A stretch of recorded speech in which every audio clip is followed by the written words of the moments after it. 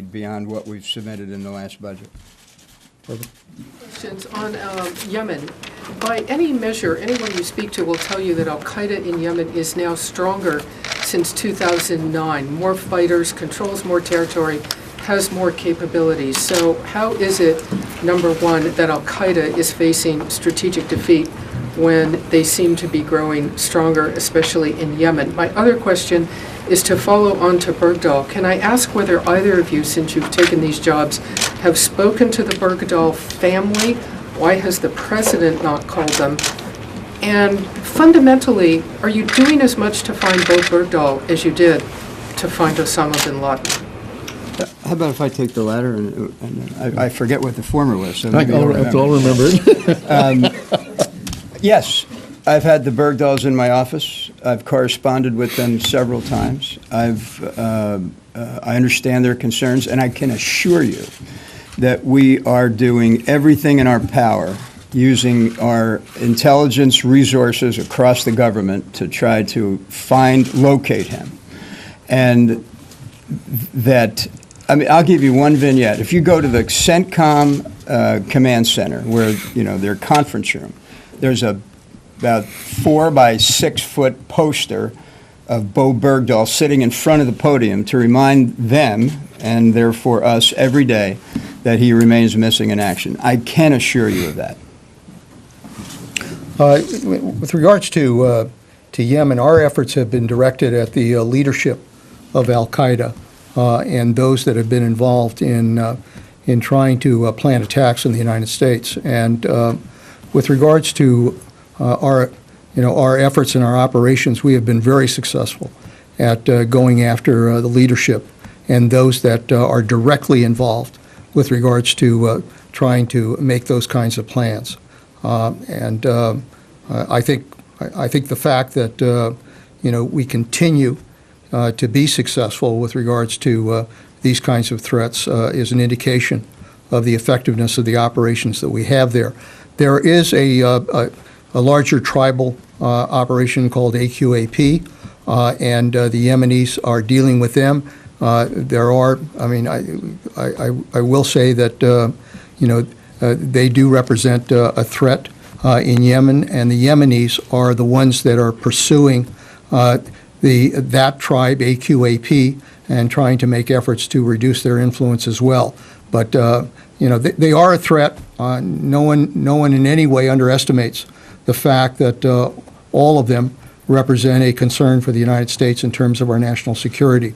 But I do believe that we are making effective progress at going after those specific targets that represent real threats to the United States. My apologies. Can you just clarify one thing, sir? You talked about AQAP just now as a tribe. I want to make sure I didn't misunderstand you. You are talking about Al-Qaeda in the Arabian Peninsula, Al-Qaeda in Yemen, not a separate tribal organization. No, that's correct. That's correct.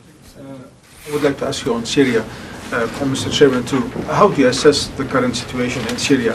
As you may know, 2 suicide attacks took place this morning in Damascus. Do you have any indications if Al-Qaeda could be behind those attacks? I have no information to that effect as to whether or not they're involved there. Obviously, situation in Syria remains of great concern. The ceasefire does not appear to be working, and Annan himself has indicated concerns about whether or not parties are abiding by the ceasefire. We continue to urge Assad to step down. That there must be a change there. They've lost their legitimacy by the huge number of deaths that are taking place in Syria. And again, we are working with the international community to try to make sure we take all the steps necessary to try to do what we can to implement the necessary political reforms to have Assad step down and to try to return Syria to the Syrian people. This is not easy. There are no easy courses here, but I think the most important thing we can do now is to continue to work with the international community to bring pressure on Syria to do the right thing. Joe, follow up on this. Yeah, let me, because Joe asked me as well. I haven't seen any intel to suggest that AQ was responsible for those attacks, although we do know that there have been extremist elements that are trying to make inroads in Syria. That is to be distinct from the opposition. I'm not tying those together. You know, there is, whenever those kind of situations occur, there will be violent extremist organizations try to take advantage of it.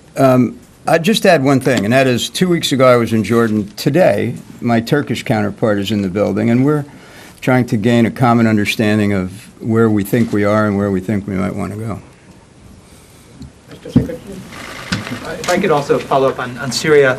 In addition to the Annan comment you had, Senator Kerry talk about U.S. involvement in helping to create humanitarian no-fly zones or humanitarian corridors, about arming the Syrian opposition and arming the rebels. Have either of your positions changed in terms of supporting the rebels with arms as opposed to non-lethal aid? And if they haven't, since, as you indicated, the Annan plan doesn't appear to be working, why shouldn't the U.S. do more than diplomacy? Well, I think, as we've expressed before, that the most effective way to deal with the situation in Syria is not unilaterally, but working with all of our international partners to work together to bring as much pressure as we can, diplomatically, economically, and every other way, to try to get Syria to do the right thing. That is the, we believe the most effective way to address that situation. As far as what we do beyond that, as I've made clear, we at the Department of Defense continue to make all kinds of plans with regards to possible approaches in Syria. And if the President of the United States asks us to respond in particular ways, we're prepared to do that. Yeah, let me just add, I don't provide positions, I provide options. Do you expect, in your conversations with your Turkish counterpart, since they've spoken about this themselves, do you expect these specific ideas to come up?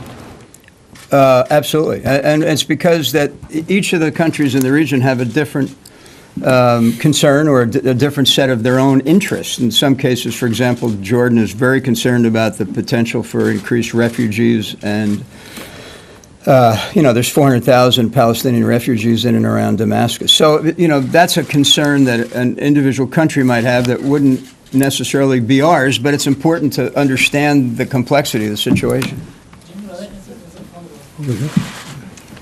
If I may follow up from Bob's question regarding the course being taught at the Joint Forces Staff College, can I confirm that there's an investigation, but the individual lecturer is still in place, currently holding his position? And does it seem surprising that an officer could speak to a room of 05 and 06s and say things regarding target civilian populations, and yet it took a while for this to come out? He spoke several times. This course was taught for several years. There is an investigation ongoing. The individual instructor is no longer in a teaching status. He is not in a teaching status. And are you asking me, am I surprised? Yeah, I'm surprised. And I was actually quite thankful that the young man who did find the course material offensive spoke up. We have time for two more questions. Just to follow up on that issue, if I may. Sure. So should we understand that this elective course is not being taught anymore at That's for the correct. officers? And the second question, which is on Secretary Panetta, if I may, on Al-Qaeda in Syria. You've said that we don't have any indication of Al-Qaeda in that those double explosions that took place in Damascus. But what kind of assessment do you have on Al-Qaeda activity in Syria? Because the Syrian government confirms that Al-Qaeda is active in Syria. Do you have any indication to say that Al-Qaeda is actually active, how big it is, and is it a concern for you? Yeah. Al-Qaeda anywhere is a concern for us. And we do have intelligence that indicates that there is an Al-Qaeda presence in Syria.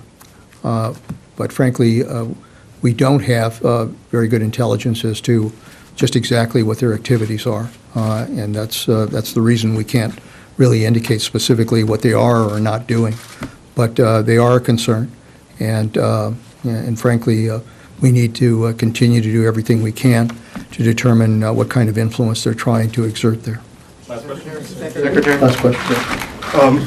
This is actually to you both. President Obama recently gave his personal opinion on gay marriage. in your personal opinion, should gay service members be allowed to get married on military bases in those states where gay marriage is legal? You know, I'm not going to render a personal opinion on that. As Secretary of Defense, I'm responsible for enforcing the law and for giving the best defense advice we can to the President of the United States. I think that's true for both Marty Dempsey and myself. There are two laws that we are enforcing in this area right now that are of note. One is the repeal of Don't Ask, Don't Tell. We just got a report that I received yesterday that indicates that that's going very well and that it's going pursuant to all of the planning that was done before that went into effect. It's not impacting on morale. It's not impacting on unit cohesion. It is not impacting on readiness. And so because it was prepared, and I give tremendous credit to the military for having laid the groundwork for that going into effect, as a result of that kind of effective planning, this is working well. And very frankly, my view is that the military has kind of moved beyond it. It's become part and parcel of what they've accepted within the military. The other law that we do have is the DOMA law, the Defense of Marriage Act. And the Defense of Marriage Act obviously does have some impact with regards to the benefits that are provided to same-sex couples. And so we continue to review the benefits, but those have to be provided consistent with DOMA. And until DOMA is either rejected by the courts or changed by the Congress, that's the law we abide by. Personally, I follow the rule of law that governs the issue you just described.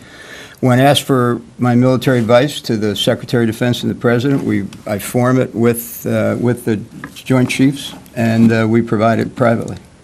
A clarification of that, The marriage, on the marriage issue? Yeah, as a military officer, in the idea that everyone in the services be treated equally, does it concern you that some service members are allowed to get married, say, on military bases, other service members do not have that right? There's three, if I could, sir, there's three bins of things where, this is under review, has been, since Don't Ask, Don't Tell. There's three bins into which these privileges and, as you described, the rights fit. One is self-declared. So a young man or woman can self-declare, for example, who's going to get their insurance benefits. Then there's policies, and we control that. The Secretary controls it.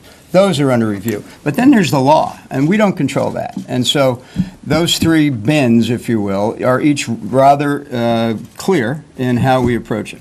And with regards to the question on marriage, I mean, in that instance, it's very clear that that state law controls in that situation. So, where state law provides for that, then obviously that kind of marriage can take place. And if the law prohibits that, then it cannot take place on a military base. And just a quick follow-up to General Dempsey. Have you discovered any negative impact as the result on good order and discipline as the result of repeal of Don't Ask, Don't Tell? And if not, what was everybody so afraid of all these years? To the first part of your question, no, I have not found any negative effect on good order discipline. To your second, what were we afraid of is we didn't know. And I think that the way we were given a year to make this assessment, to educate ourselves, to collaborate, to build a sense of trust on this issue, and given that time to do it, I think it worked out well. Thank you.